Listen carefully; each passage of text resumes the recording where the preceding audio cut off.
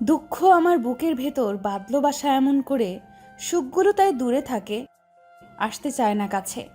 আমিও তাই সুখের খোঁজে ভরাতে চাই না হাত। কলেজে পুকুর পাড়ে বসে আছি একা একা। এই পৃথিবীর মানুষগুলো কেন এমন হয়? অন্যকে কষ্ট দিয়ে তারা কি সুখ পায়? আমি সাদিয়া, সবেমাত্র ইন্টারে উঠেছি। কয়েক মাস আগে আব্বু আম্মু একটা সড়ক দুর্ঘটনায় মারা যায়।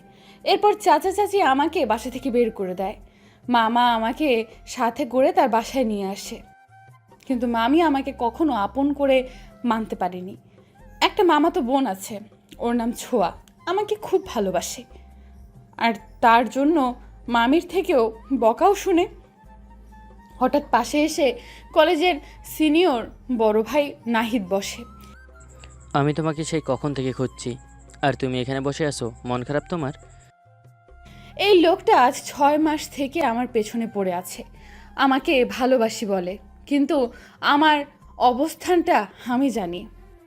যার নিজের পায়ে তলায় মাটি নেই, সে কি করে অন্যের হাতে হাত রাখবে? তবে উনি কি করে যেন আমার মন বুঝতে পারে। চুপচাপ আছো যে, কি হয়েছে বলবে আমাকে? কিছু হয়নি।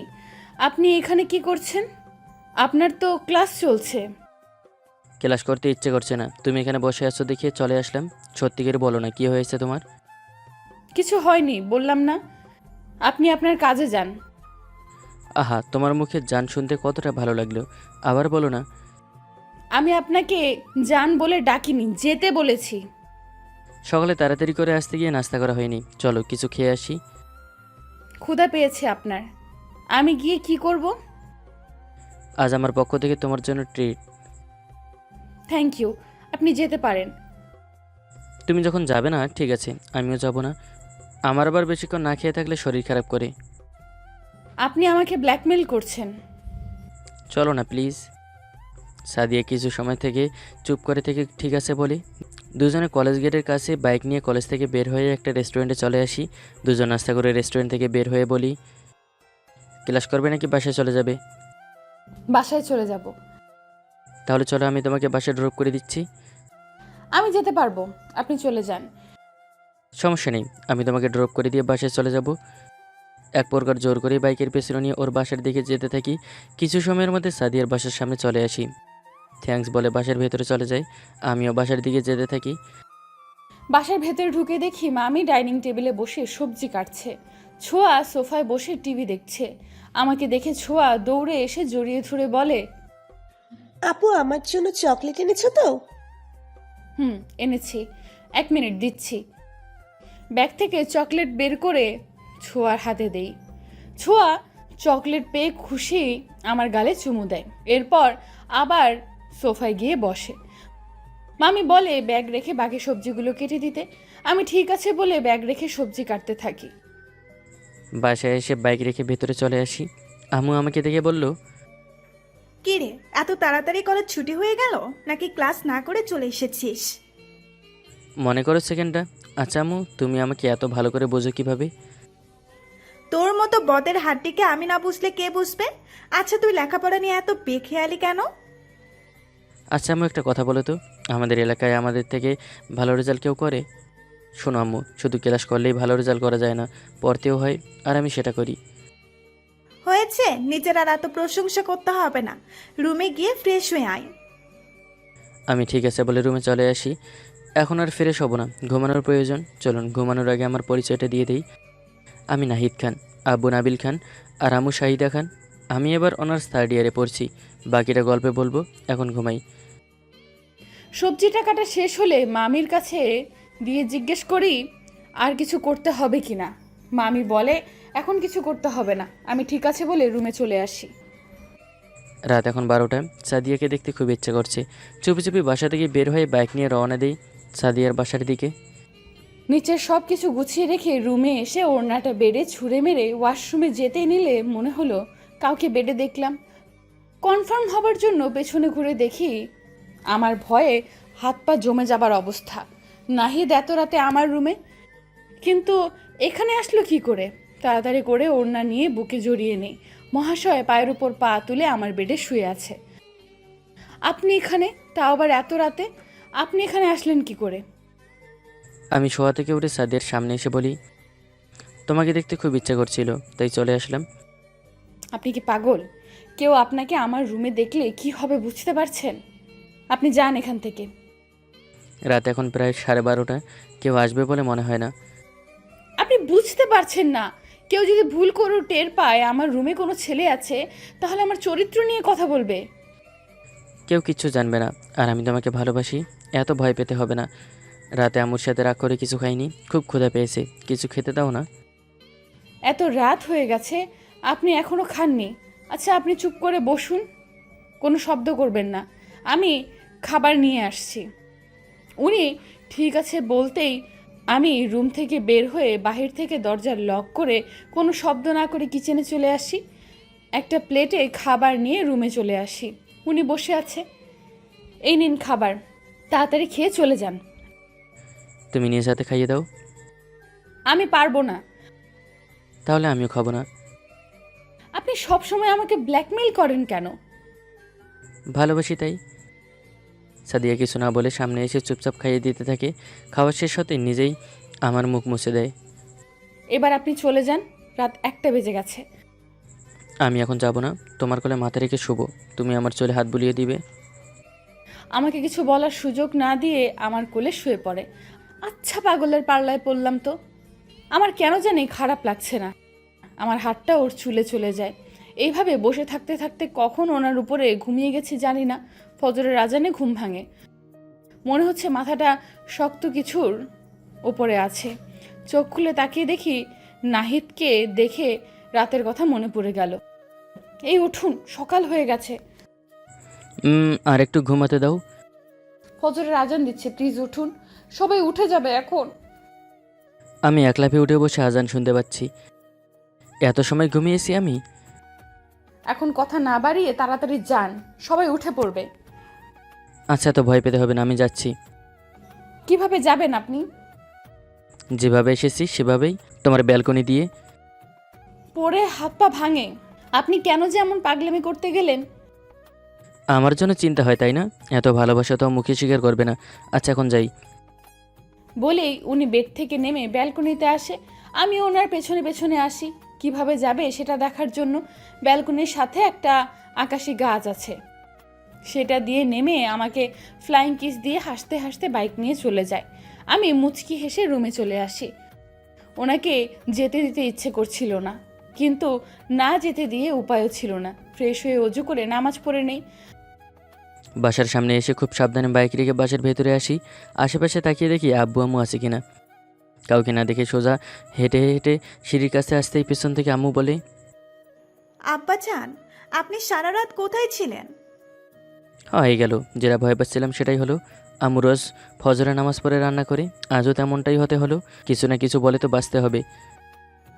আব্বাজান, চুপ করে আছেন কেন? কোথায় ছিলেন আপনি? আমি তো রুমেই ছিলাম আম্মু, হঠাৎ ঘুম ভেঙে গেল, তাই হাঁটতে গিয়েছিলাম। আচ্ছা, আপনি আজকাল বাইক নিয়ে হাঁটতে যান বুঝি? আজকে বাসসহ আরও কত কিছু যে খেতে হবে, যা আছে কপালে সত্যিটাই বলে দেই। তোমার হবু বৌমার সাথে দেখা করতে গিয়েছিলাম আম্মু। সত্যি নাকি? কই ছবি দেখি তো। আমি আম্মুর কাছে এসে পকেট থেকে মোবাইল বের করে সাদিয়ার একটা ছবি দেখাই। মাশাল্লাহ, খুব সুন্দর। কিন্তু তোর মতো একটা বান্দরকে কি করে এই মেয়ে ভালোবাসলো? এখনও ভালোবাসি বলিনি আম্মু, আমি ওর পেছনে লেগে আছি। ও আমাকে ভালোবাসে কিন্তু স্বীকার করে না। আসলে আম্মু সাদিয়া অনাথ, মামা মামির বাসা থেকে লেখাপড়া করে, তাই ওর ধারণা আমার সাথে ওর যায় না। আমাদের কোনো সমস্যা নেই, মেয়েটাকে আমার খুব পছন্দ হয়েছে। তবে এখন কিছু করবি না, লেখাপড়া শেষ করার পর আমরা গিয়ে বিয়ের কথা বলে আসবো। আমি আম্মুর গলায় চুমু দিয়ে রুমে চলে আসি। আম্মু একা একা হাঁটছে। মাত্র নামাজ পড়ে উঠেছি, তখনই দরজায় কেউ নক করে। দরজা খুলে দেখি ছোঁয়া। কিরে, এত সকালে তুই ঘুমাসনি? একটু আগেই উঠেছি। আচ্ছা আপু, একটু আগে যে তোর ব্যালকনি দিয়ে নেমে গেল, ওটা কি আমার দুলা ভাই? ছোঁয়ার কথা শুনে আমি ভয় পেয়ে যাই। ছোঁয়া কি তবে নাহিদকে দেখে ফেলেছে? ভয় পাবার কিচ্ছু নেই, আমি আম্মুকে কিচ্ছু বলবো না। বল না, এটা কি আমার দুলা ভাই? ওর নাম নাহিদ, আমরা একই কলেজে পড়ি, আমার সিনিয়রও। আজ 6 মাস 2 দিন 18 ঘন্টা আগে থেকে ও আমাকে ভালোবাসে, অনেক বলেছে। কিন্তু আমার সাহস হয়নি ওর ভালোবাসি বলার উত্তর দিতে। ও খুব ভালো জানিস, আমি ওকে একবার অপমান করেছি, কিন্তু ও আমার অপমান সহ্য করে সেই আমার কাছে এসেই ভালোবাসি বলে। তোর কথা শুনে মনে হচ্ছে তুইও দুলাভাইকে ভালোবাসিস। এমন একজনকে হাতছাড়া করিস না, ভালোবাসি বলে দে। লেট হয়ে গেলে কান্না করা ছাড়া আর উপায় থাকবে না। কিন্তু ছোঁয়া, আমার অবস্থান আর ওর অবস্থান আকাশ পাতালের ব্যবধান। আমি একটা অনাথ মেয়ে, আর নাহিদ বড়লোক বাবার ছেলে। নাহিদ ভাইয়া যদি তোকে সত্যিই ভালোবাসে তাহলে দেখবি উনি তোর জন্য সব কিছু করতে পারবে, সব কিছু। কথাটা বলেই ছোঁয়া চলে যায়। আমার হার্টবিট খুব দ্রুত চলছে, মনে হচ্ছে বলে দিতে, কিন্তু মস্তিষ্ক বলছে এটা হবার নয়। আমি এখন কার কথা শুনবো, মনের নাকি মস্তিষ্কের? পাগল হয়ে যাব আমি। সকালে নাস্তা করে বাইক নিয়ে কলেজে চলে আসি। গেটের বাইরে সাদিয়া দাঁড়িয়ে আছে। আমি ওর সামনে বাইক থামাই। কেমন আছো? চোখের এই অবস্থা কেন? ঘুমাওনি? আপনি ঘুমাতে দিয়েছিলেন? আপনি কি বাসায় গিয়ে আবার ঘুমিয়েছিলেন নাকি? আর ঘুম, আম্মুর কাছে ধরা পড়ে গেছি। আমি চুপি চুপি বাসার ভেতরে ঢুকে যখনই সিঁড়ি দিতে পা রাখবো, তখন আম্মু পেছন থেকে ডাকে। জিজ্ঞেস করে কোথায় গিয়েছিলাম। ভয়ে ভয়ে বলে দিয়েছি। আন্টি কি আপনাকে বকেছে? না, বকিনি, তবে আমার বিয়ে ঠিক করে ফেলেছে। ওনার বিয়ে ঠিক হয়ে গেছে। কথাটা শুনে আমার পায়ের নিচ থেকে মাটি সরে গেছে, চোখের কোণে পানি জমতে থাকে। আমি কান্না মিশ্রিত কণ্ঠে বলি, মেয়েকে আপনার পছন্দ? আম্মু যখন পছন্দ করেছে, আমারও তাকে পছন্দ। আপনার নতুন জীবনের জন্য শুভকামনা। তা কবে বিয়ে করছেন? তুমি যেদিন রাজি হবে সেদিন। আমি রাজি হব মানে? কারণ পাত্রী তুমি নিজে। আম্মুকে তোমার ছবি দেখিয়েছিলাম, তোমাকে আম্মুর খুব পছন্দ হয়েছে, আর তোমার সম্পর্কে সব বলেছি। আম্মু বলেছে কোনো সমস্যা নেই। আমার কথা শুনে এত সময় চোখে পানি লুকিয়ে রাখলেও এখন আর আটকে রাখতে পারিনি। কান্না করতে করতে আমাকে জড়িয়ে ধরে। আপনি খুব খারাপ। আমাকে কেন কষ্ট দিলেন আপনি এতক্ষণ? আপনার বিয়ে ঠিক হয়েছে শুনে আমি কতটা কষ্ট পেয়েছি। আর আপনি আমার ছবি পেলেন কোথায়? আমি তো কখনো ছবিই তুলিনি। তার মানে আপনি লুকিয়ে লুকিয়ে আমার ছবি তুলেছেন। তো তোমাকে বললে তুমি ছবি তুলতে দিতে, তাই তোমাকে না বলেই ছবি তুলেছি। আর এই যে তোমার মুখ থেকে ভালোবাসি শুনবো বলে, তুমি তো বুঝিয়ে দিলে কতটা ভালোবাসো আমাকে তুমি। আচ্ছা এখন ছাড়ো, সবাই তাকিয়ে আছে। সাদিয়া আমাকে ছেড়ে চোখের পানি মুছে বলে, ফুচকা খাওয়াবেন? তুমি দাঁড়াও, আমি নিয়ে আসছি। নাহিদ কানে হেডফোন লাগিয়ে বাইক থেকে নেমে ফুচকা আনতে যেতে থাকে। হঠাৎ একটা গাড়ি হর্ন দিতে দিতে আসছে, কিন্তু নাহিদ হেডফোন পরে আছে তাই শুনতে পারছে না। আমি দৌড়ে গিয়ে নাহিদের হাত ধরে টেনে রাস্তার একপাশে এনে ওর কান থেকে হেডফোন খুলে ছিঁড়ে ফেলি। এটা কি করলে? আমার 300 টাকা দামের হেডফোন। কিছু না বলে আমার গালে থাপ্পড় দিয়ে শক্ত করে জড়িয়ে ধরে কান্না করে দেয়। সাদিয়া যখন আমাকে টেনে রাস্তার পাশে নিয়ে আসে, তখন একটা গাড়ি দ্রুত চলে যায়। আমি সাদিয়াকে বুক থেকে তুলে চোখের পানি মুছে দিয়ে বলি, সরি, আমি বুঝতে পারিনি। রাস্তা পার হবার সময় কেউ হেডফোন কানে দেয়? আর একটু হলে কি হতো বুঝতে পারছেন আপনি? আচ্ছা নেক্সট টাইম আর এমন হবে না। চলো এখন ফুচকা খাই। দুজনে এসে ফুচকা খেয়ে বিল দিয়ে কলেজের ভেতরে চলে আসি। যে যার ক্লাসে চলে আসি। ক্লাস শেষ করে বাইরে এসে দেখি নাহিদ একটা মেয়ের সাথে বসে কথা বলছে। আমার খুব রাগ হচ্ছে এটা দেখে। ওনার সামনে গিয়ে দাঁড়াতেই নাহিদ বসা থেকে উঠে মেয়েটাকে বলে, দিয়া, এটা তোর ভাবি, আমার লাইফলাইন। সাদিয়া, ও আচ্ছা আমার বন্ধুর গার্লফ্রেন্ড দিয়া। এতক্ষণ মেয়েটাকে নাহিদের পাশে দেখে বুকের ভেতর যে ঝড় হচ্ছিল, ওর কথা শুনে মুহূর্তেই ঝড় থেমে মনের মধ্যে এক শীতল হাওয়া বয়ে যায়। আমি মেয়েটার সাথে কুশল বিনিময় করি। নাহিদ মেয়েটাকে বিদায় দিয়ে আমাকে নিয়ে কলেজ থেকে বের হয়ে দুজনে বাইকে উঠে বসি। কিছু সময়ের মধ্যে একটা বিশাল বাসার সামনে এসে বাইক থামায়। এই বাসা নাকি রাজপ্রাসাদ সেটাই ভাবছি। এটা কোথায় নিয়ে আসলেন? তোমার হবু শ্বশুর বাড়ি। চলো আম্মুর সাথে তোমাকে পরিচয় করিয়ে দিব। আপনি তো আগে কিছু বললেন না। আমি বাসার ভেতরে যাব না, আমার ভয় করছে। ভয়ের কিছু নেই, আমি আছি তো, চলো। এক প্রকার জোর করেই নাহিদ বাসার ভেতরে নিয়ে যায়। ভয়ে আমার হাত পা কাঁপছে। হঠাৎ একজন ভদ্র মহিলা সামনে এসে আমাকে দেখে। মুচকি হেসে আমার গালে হাত রেখে বলে, তুমি তো ছবির থেকে দেখতে আরো বেশি সুন্দর। আমার ছেলের পছন্দ আছে বলতে হবে। আন্টির কথা শুনে আমি লজ্জায় মাথা নিচু করে ফেলি। এসো মা, ফ্রেশ হয়ে টেবিলে এসে বসো। আমার রান্না হয়ে গেছে, খেয়ে তারপর বিকেলে যাবে। আমি কিছু খাবো না আন্টি, অন্য একদিন এসে খাবো। আন্টি নয়, আমাকে আম্মু বলে ডাকবে। আর অন্যদিন আছি, এসো আমার সাথে। আম্মু সাদিয়ার প্রতি এতটা ভালোবাসা দেখে আমার খুব ভালো লাগছে। তিনজন একসাথে খেতে বসে পড়ি। আম্মু নিজ হাতে সাদিয়াকে খাইয়ে দিতে গেলে সাদিয়া কান্না করে দেয়। কি হয়েছে মা, কান্না করছো কেন? আম্মু মারা যাবার পর কেউ এত যত্ন করে নিজ হাতে খাইয়ে দেয়নি। আম্মু সাদিয়ার চোখের পানি মুছে দিয়ে কপালে চুমু দিয়ে বলে, পাগলি মেয়ে, এই জন্য কান্না করতে হয়? আমি আছি তো, এখন থেকে আমি রোজ তোকে নিজ হাতে খাইয়ে দিব। আমরা কালই তোর মামার বাসায় যাব, তোকে আমার নাহিদের বউ করে এই বাসার সারা জীবনের জন্য নিয়ে আসবো।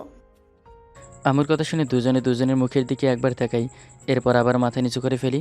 খাওয়া দাওয়া শেষ হলে সাদিয়া আম্মু রুমে গল্প করে, আমি রুমে এসে লুঙ্গি ড্যান্স করছি। কিছুদিন পর সারা জীবনের জন্য সাদিয়া আমার হয়ে যাবে। পরের দিন আমি আর কলেজে যাইনি। সকালে নাহিদ কল করে বলেছে কিছুক্ষণ পর ওরা আসছে, কিন্তু আমি মামিকে এখনো বলিনি। ছোঁয়া রুমে এসে আমার পাশে বসে বলে, আপু তুই আজ কলেজে যাবি না? না আপু, যাব না। তুই স্কুলে যাসনি কেন? দুলাভাইয়ের সাথে কথা হয়েছিল কিছুক্ষণ আগে, আজকে নাকি তারা আসবে। তুই নাহিদের নাম্বার পেলি কোথায়? আমি তো আরো আগে থেকেই দুলাভাইয়ের সাথে কথা বলি। তুই কি করছিস, কোথায় যাচ্ছিস, সব খবর আমিই দুলাভাইকে দিতাম। ওরে বাজি, তাই তো বলি, আমি যেখানে যাই নাহিদ কি করে সেখানে পৌঁছে যায়। নিশ্চয়ই চকলেট ঘুষ দিয়েছে। চকলেট, আইসক্রিম, ফুচকা, আরো অনেক কিছু দিয়েছে। আচ্ছা, আমি আম্মুকে বলেছি একটা ছেলে তোমাকে পছন্দ করে। তুমি ছেলেটার সাথে কথা বলো না। ছেলেটা আজ তার পরিবার নিয়ে আমাদের বাসায় আসছে তোমাকে দেখতে। আম্মু এতে খুব খুশি। আমি এখান থেকে চলে গেলে আমাকে মিস করবি ছোঁয়া? একটু একটু করব। বলেই ছোঁয়া আমাকে জড়িয়ে ধরে কান্না করে দেয়। আমাকে এই পৃথিবীর সবার চেয়ে বেশি ছোঁয়া ভালোবাসে, হয়তো নাহিদের চেয়েও বেশি। সাদিয়ার মামার বাসায় বসে আছি। আব্বু আম্মু কথা বলছে ওর মামা মামির সাথে। সাদিয়ার মামি বলে যে যদি সাদিয়াকে আমরা নিতে চাই তাহলে আজই নিয়ে যেতে, কাজী ডেকে বিয়ে পড়াতে। তারা কোনো আয়োজন করতে পারবে না। সাদিয়ার মামা কিছু বলতে গেলে ওর মামি চুপ করতে বলে। সমস্যা নেই, আমরা আজই নিয়ে যাব। কাজীকে কল করে আসতে বলছি। নিজের আপন মানুষ সহ্য করতে পারে না, আর যার সাথে কিছুদিনের পরিচয় সে আমাকে এতটা ভালোবাসে। কিছু সময় পর কাজী আসলে আমাদের বিয়ে পড়ানো হয়ে যায়। নাহিদ মামিকে বলে, আপনাদের ধন্যবাদ এতদিন সাদিয়াকে আশ্রয় দেওয়ার জন্য। আর কখনো আপনাদের বিরক্ত করতে এই বাসায় আসবে না।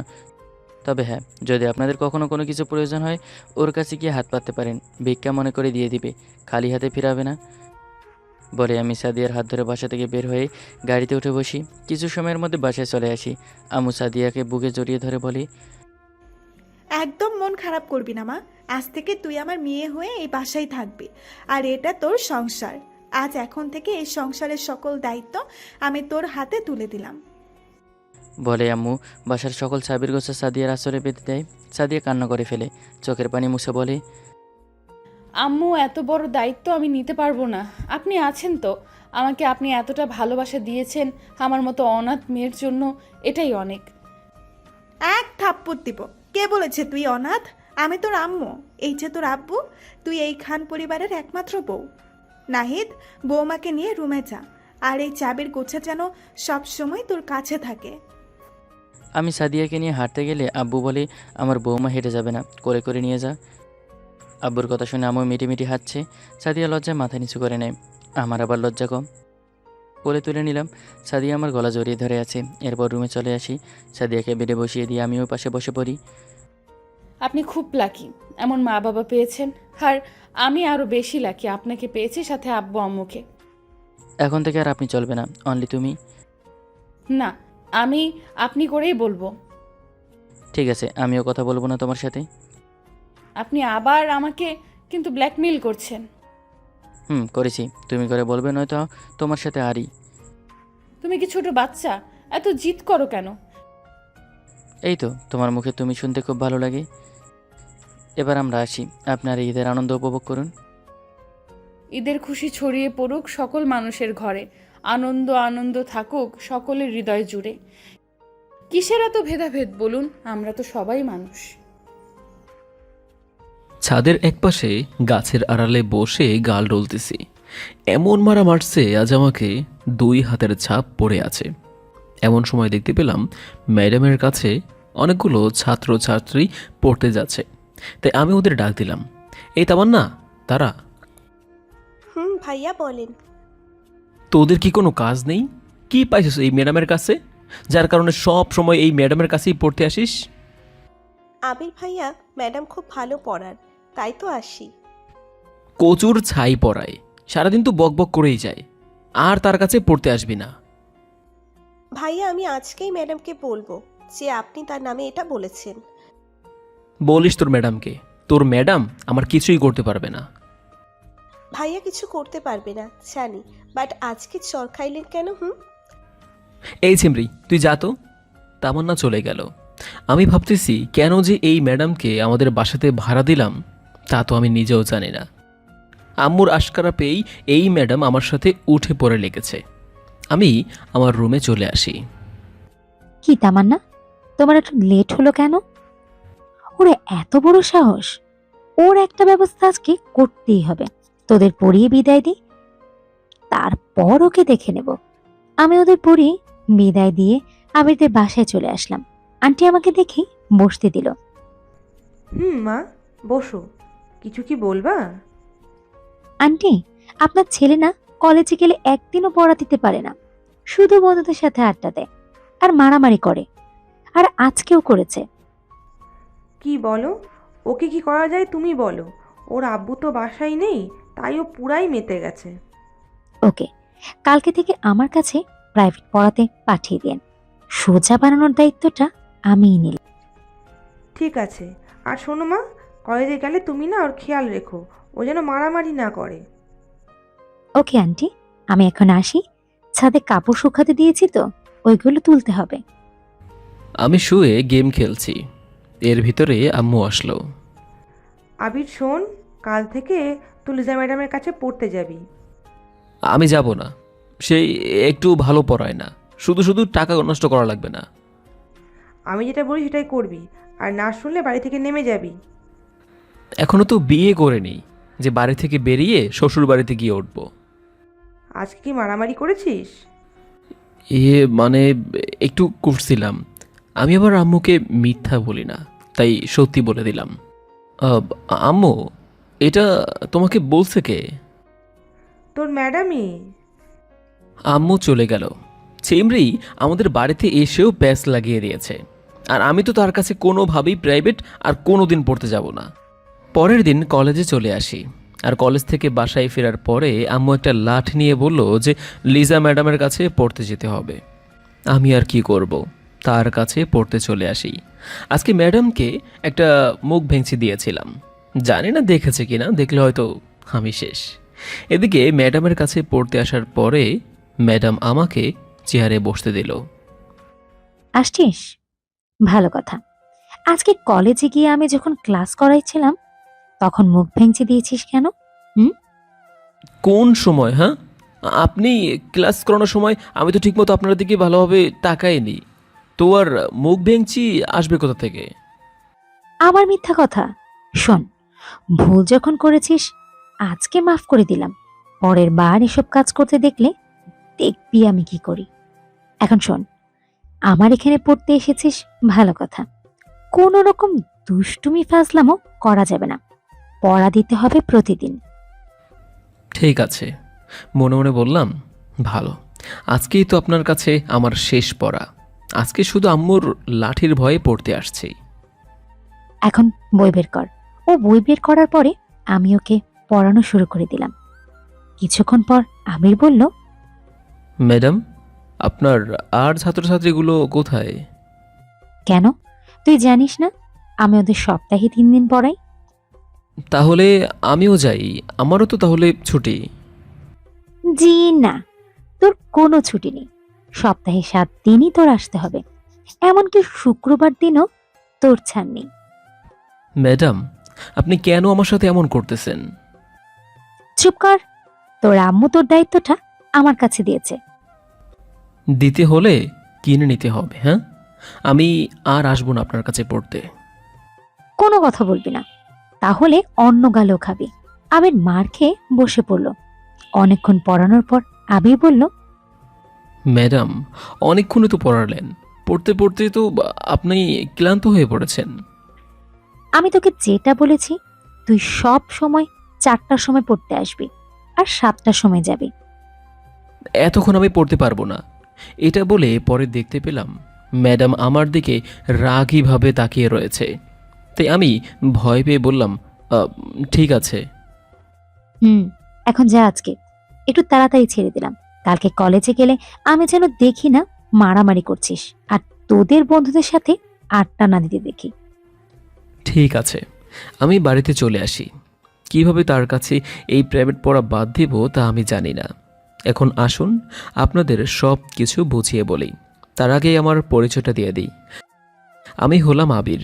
এই তো অনার্স শেষ বর্ষে পড়তেছি। আর যার কাছে আজ পড়তে গিয়েছিলাম সে হলো আমাদের কলেজের ম্যাডাম। আপনারা তো ভাবছেন এই ম্যাডাম আমাদের বাড়িতে কি করে আসলো। আসলে ম্যাডাম আমাদের বাড়িতে ভাড়া থাকে। কেন যে আমাদের বাড়িতে এই ম্যাডাম উঠলো তাও বলি। একদিন কলেজে যাওয়ার পরে দেখতে পেলাম আমাদের ক্লাসে এক সুন্দরী ম্যাডাম এসেছে। ম্যাডামকে দেখে আমি গ্রাস খাইলাম। সে বলল যে কোনো একটা জায়গায় সে ভাড়া থাকবে। তাই আমি বললাম, ম্যাডাম আমাদের বাড়িতে আছে।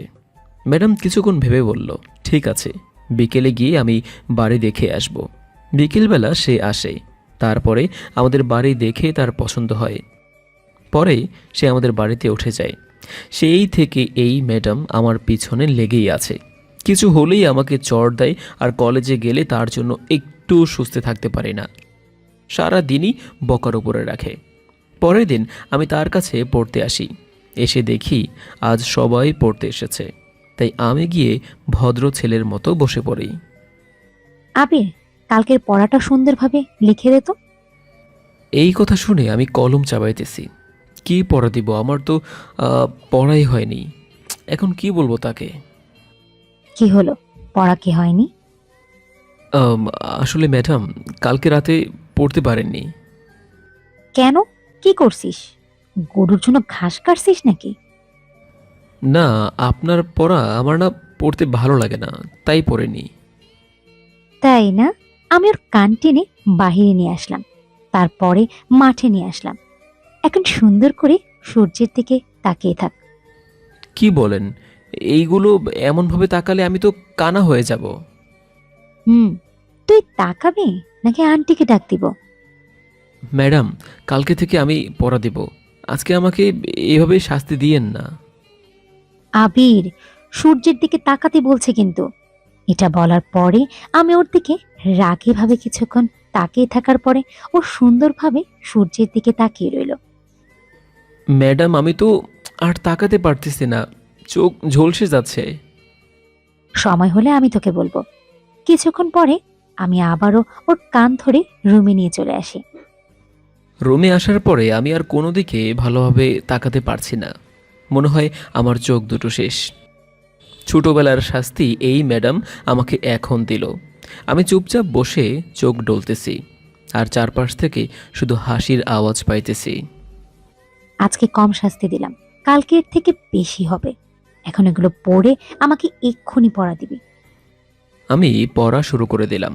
এর ভিতরে তামান্না বলল, ম্যাডাম আমরা এখন আসি, আমাদের পড়া তো শেষ। ওদের এই কথা শুনে আমিও বই গোছানো শুরু করে দিলাম। তুই যাচ্ছিস কই? তোর পড়া এখনো শেষ হয়নি। কালকে তোকে বলেছি না পুরো 7টার সময় এখান থেকে যাবি। কি আর করব, আমি ওখানে থেকে গেলাম। অনেকক্ষণ পরে বাড়িতে আসলাম। এসে ভাবতেছি ডিসিশন ফাইনাল, আমি আর তার কাছে পড়ুম না। কিভাবে তার কাছে পড়াবাদ দিব তা আমার মাথায় আসতেছে না। দেখতে দেখতে 20 দিন কেটে গেল। এতদিন পড়া না পড়লেই সূর্যের দিকে তাকিয়ে থাকা লাগতো। এই ম্যাডামটা কেন যে আমার মতো অবুঝ একটা ছেলের উপরে পড়ে আছে তা আমি জানি না। একদিন প্রাইভেট পড়তে এসে বসে আছি। ম্যাডাম এখনও আসতেছে না। কিছুক্ষণ পরে আসলো, আর তাকে দেখে আমি আবারও ক্রাশ খেলাম। এলোমেলো চুলে সে শাড়ি পরেছে, তাতেই তাকে নায়িকাদের মতো লাগতেছে। হঠাৎ চোখ পড়ল ম্যাডামের পিঠের দিকে। আসলে ম্যাডাম যে ব্লাউজটা পরেছে তার হুক খোলা। কি পড়া দে। আম, আসলে ম্যাডাম, আজকেও তোর পড়া হয়নি? আমি জানতাম। ম্যাডাম আপনার ব্লাউজের হুক খোলা। বদ ছেলে একটা, আবারও আবল তাবল পড়া শুরু করে দিয়েছিস। ম্যাডাম আমি সত্যি বলছি, আমার চোখ ছুঁয়ে বলছি। আর আপনার পিঠে বড় তিলটাও দেখা যাচ্ছে। আমি পেছনের দিকে হাত দিয়ে দেখি সত্যি আমার ব্লাউজের হুক খোলা। তাই আমি এক দৌড়ে ওয়াশরুমে চলে আসি। ওয়াশরুমে এসে হুকটা লাগানোর চেষ্টা করতেছি, কিন্তু পারতেছি না। ম্যাডাম আমি কি চলে যাব? ওখানে থাক, আমি আসতেছি। দূর, এখন কেমনে লাগাবো? আবিরকে ডাক দিব? না না, ও তো একটা বদ ছেলে, ওকে তো ডাক দেওয়া যাবে না। ম্যাডাম আর কতক্ষণ বসে থাকবো? আবির আসলে আমি আমি হুকটা লাগাতে পারছি না। ওয়েট কর, আমি লাগিয়ে চলে আসব। ওকে, আমি ওয়েট করতেছি। অনেকক্ষণ চেষ্টা করার পরও পারতেছি না। আবির, তামান্না কি এসেছে? আসলে ওকে আমার কাছে পাঠিয়ে দে তো। ম্যাডাম কেউ আসেনি কেন? এখনো কি লাগাতে পারেননি? আরে না। এর ভিতরে তামান্না ও অনেকগুলো স্টুডেন্ট আসলো, তাই আমি তামান্নাকে ডাক দিয়ে কানে কানে বললাম, তোর ম্যাডামকে একটু হেল্প কর। কেন, ম্যাডামের আবার কি হয়েছে? ওয়াশরুমে যা, তাহলেই দেখতে পারবি। তামান্না এসে হুকটা লাগিয়ে দিল। তারপরে আমি ওদের পড়াতে চলে আসি। তবে আবিরের সামনে আমার কেমন যেন লজ্জা লাগতেছে, তাই আমি ওকে আজকে খুব তাড়াতাড়ি বাড়িতে পাঠিয়ে দিলাম। আমি বাড়িতে চলে আসি। দেখতে দেখতে অনেক মাস কেটে গেল। এতদিন ম্যাডামের কথা শুনে চলছি। ম্যাডাম যা যা বলেছে সব মেনে চলেছি। তার কোনো কথার অবাধ্য হয়নি। তার কারণ তো একটাই আছে, আর সেটা হলো আমি ম্যাডামকে ভালোবেসে ফেলেছি। আগে ভাবতাম তার কাছে পড়বো না, প্রাইভেট পড়তে যাব না, কিন্তু এখন তার কাছে পড়তে না গেলে আমার একটু ভালো লাগে না। যতক্ষণ তার কাছে থাকি ততক্ষণ আমার অনেক ভালো লাগে। একদিন ম্যাডাম আর আমি কলেজ দিয়ে বাসায় ফিরতেছি। আজকে কেমন যেন মন চাচ্ছে ম্যাডামের হাত ধরে একটু হাঁটতে পারতাম। এর ভিতরেই ম্যাডাম বলল, তুই আগের চাইতে অনেক ভালো হয়ে গিয়েছিস, এইভাবে সব সময় ভালোভাবে চলবি। ম্যাডাম আপনার হাতটা ধরে একটু হাঁটবো। এই তোর ভালো হবার নমুনা? হ্যাঁ। কেন, আপনার হাত ধরে হাঁটা কি খারাপ? খারাপই তো। আমি তোর ম্যাডাম, বুঝছিস? ম্যাডাম একটিবার খুব ইচ্ছে করতেছে। আবির অনেক বলার পরে ও এসে আমার হাতটা ধরলো। আমি ওকে রাগ বাধা দিলাম না। ওর হাত স্পর্শটা আমার খুব ভালো লাগছিল, তাই আর বারণ করিনি। অনেকক্ষণ পরে বাড়িতে এসে পৌঁছালাম, তাই আবিরকে বললাম, এখন হাত ছাড়, আন্টি দেখলে অন্য কিছু ভাববে। আমি ছেড়ে দিয়ে বললাম, ম্যাডাম আপনারে না আমার কি? কিছু না। আবির চলে গেল। ও এটা কি বলল আমি তো কিছুই বুঝলাম না। এই পথ ছেলেটা মনে হয় আর ভালো হবে না, সারা দিনই ফাজলামো ছাড়া আর কিছুই বোঝে না। আমি আমার রুমে চলে আসি। তারপরে রান্না করলাম। বিকেলবেলা ওদেরকে আবার প্রাইভেট পড়ানো শুরু করে দিলাম। পড়ানো শেষ করে একা একা ভাবতেছি, আবির আগের চেয়ে অনেক ভালো হয়ে গেছে। তাহলে আমি ওর আম্মুকে দেওয়া কথা রাখতে পারছি। তবে ইদানিং ও আমাকে অনেক কেয়ার করে, সারা দিনই আমার কাছে থাকে। একদিন শুক্রবার, তাই সকালবেলা আমি রুমে শুয়ে আছি। কিছুক্ষণ পরে কলিং বেলের আওয়াজ শুনতে পেলাম, তাই আমি এসে দরজা খুলে দেবার পরে দেখতে পেলাম আবির এসেছে। তাই আমি ওকে খাটে বসতে বললাম। এখনো ঘুমান নাকি? এই তো মাত্র উঠলাম, কিছু কি বলবি? অনেক কথা আছে। অ্যান্ড আমার বাঁচা মরা আজ আপনার হাতে। কি বলো, এগুলো হয়? ম্যাডাম জানি আমি একটু দুষ্ট, তবে এই দুষ্ট ফাজিল এখন আর নেই। তার কারণ শুধু আপনি। আমি আপনাকে ভালোবেসে ফেলেছি। আবার ফাজলাম করে কথা বলতেছিস? ম্যাডাম এটা আমি ফাজলামো করে বলিনি। আমি আপনাকে অনেক ভালোবাসি। আপনি যদি আমাকে না ভালোবাসেন তাহলে আমি শেষ হয়ে যাব। আবির, তোমার আম্মুর কাছে কি এগুলো বলা লাগবে না? সেটা বলার আর টাইম পাবেন না, তার আগেই তো আমি শেষ হয়ে যাব। তবে আপনি বুঝবেন আমার ভালোবাসাটা তখন আমি আর এই দুনিয়াতে থাকবো না। দেখতে পেলাম ম্যাডাম চুপ হয়ে আমার কথা শুনতে লাগলো। আমি উঠতে যাব, এমন সময় ম্যাডাম আমার হাত টেনে ধরলো। কি হলো, কই যাচ্ছ? এইখানে থাকতে আর ভালো লাগতেছে না, অনেক খারাপ লাগতেছে, আপনি ভালো থাকেন। আমার কথা শুনে যাও। আবির, আমি না তোমার ম্যাডাম, তাহলে এগুলো বলো কিভাবে? আপনি ম্যাডাম মেনে নিলাম, বাট আপনি কি কোনো পুরুষকে বিয়ে করবেন না? সেটা যদি আমিই হই তাহলে সমস্যা কোথায়? এগুলো হয় না, তুই আমার ছাত্র। আমি মন খারাপ করে উঠতে যাব, এমন সময় ম্যাডাম আবারও আমার হাত টেনে ধরলো, কিন্তু সে আমার হাত ধরে রাখতে পারল না, আর আমি এসে তার উপরেই পড়ে যাই। খাট থাকার কারণে কেউই ব্যথা পায়নি। কেন আমাকে তোমার ভালোবাসতে হবে বলো, কেন? জানি না। আবির কেমন কেমন যেন করতেছে, তাই আমি ওকে জড়িয়ে ধরে কি বলবো বুঝতেছি না। কি হলো, জড়িয়ে ধরলেন কেন? চুপ করো, একটু আমাকে একটু ভাবতে দাও প্লিজ। কিছুক্ষণ ভেবে বললাম, আমিও তোমাকে ভালোবাসি। আমি তা বিশ্বাস করি না, জানি তুমি মজা করে বলতেছো। তোমাকে বিশ্বাস করানোর জন্য এখন কি করতে হবে বলো? যদি আমাকে একটা কিস করো তাহলে বুঝবো। তোমাকে জড়িয়ে ধরেছে, তাই তো বুঝতে পারো যে আমি তোমাকে ভালোবাসি। তোমার ভালোবাসার মানুষ তোমার কাছ থেকে একটা কিসের আবদার করেছে, সেটাও দিতে পারবে না? আমি ওকে ছেড়ে দিয়ে ওর ঠোঁটের মাঝখানে আলতো করে একটা চুমু দিলাম। কিছুক্ষণ পরে আমির আমাকে জড়িয়ে ধরলো। এরপর থেকে শুরু হলো আমাদের ভালোবাসার সুন্দর একটা জীবন। কিছুদিন পরে দুই পরিবারকে রাজি করে ওকে আমার সারা জীবনের সঙ্গী করে নিই। এখন আমরা অনেক ভালো আছি।